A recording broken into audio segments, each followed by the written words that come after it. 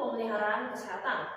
Pemeliharaan kesehatan menurut multinaging itu pada dasarnya adalah hakikat manusia atau alam, dan kita harus selaras. Jadi manusia kalau mau sehat harus selaras dengan alam.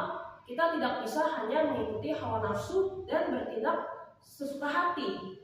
Segala sesuatunya pun juga demikian, bukan hanya manusia. Misalnya kita mau melihara seekor kucing, maka kita juga harus tahu karakteristik sifat alami dari kucing tersebut. Kita tidak bisa memaksa kucing yang aktif di malam hari untuk tidur tenang bersama kita malam-malam tidur. Dan kita juga nggak bisa saat dia siang hari malas-malasan dan tidur-tiduran, kita malah maksanya keluar bermain, itu nggak bisa.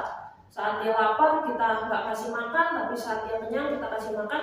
Kalau kita seperti itu tidak menyesuaikan dengan karakteristik alamiahnya, maka lama-lama kucingnya akan sakit. Demikian pula dengan kita manusia, kita juga harus selaras dengan alam agar kita sehat.